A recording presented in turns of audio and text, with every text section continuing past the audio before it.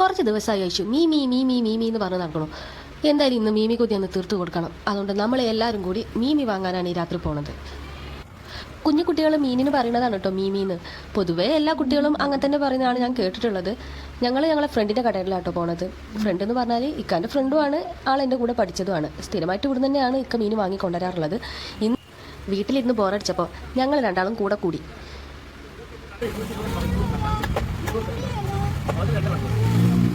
നമ്മൾ വാങ്ങിയ മീനാട്ടോ അത്. ചൂരമീനാണ് വാങ്ങിയത്. അശുവിന് നല്ല ഇഷ്ടമുള്ളതാണ് ഈ ചൂരമീൻ.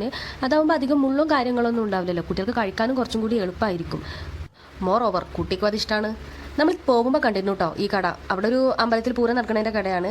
അത് പോകുമ്പോഴേ വിചാരിച്ചതാണ് അശുവിന് കളിപ്പാട്ടായിട്ട് എന്തെങ്കിലും വാങ്ങണം എന്നുള്ളത്. കുറച്ച് നേരം ഇരുന്ന് കളിക്കണ്ടേ. എന്തായാലും വീട്ടിലെത്തി ഇനി മീൻ പൊരിക്കാം. വലിയ മസാല ഒന്നുമില്ല. മഞ്ഞൾപ്പൊടി, മുളക് പൊടി, ഉപ്പ്, കുറച്ച് വെളുത്തുള്ളി ചതച്ചത്, പിന്നെ എണ്ണ ചൂടായപ്പോൾ കറിവേപ്പില ഇട്ടു, മീൻ പൊരിച്ചു. ഇനി ഐഷുമാക്ക് കൊടുത്തു നോക്കാം നമ്മൾ. വലിയ എരിവൊന്നുമില്ല. എരിവ് പിന്നെ പ്രശ്നമുള്ള ആളും അല്ല അത്.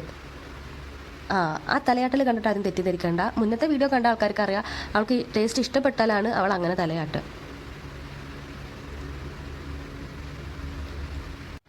കുറച്ച് നേരമൊക്കെ ഇരുന്ന് കളിച്ചു കേട്ടോ. പിന്നെ വിചാരിച്ച പോലെ അല്ലാന്ന് മനസ്സിലായപ്പം ഇതാണ് കഥ.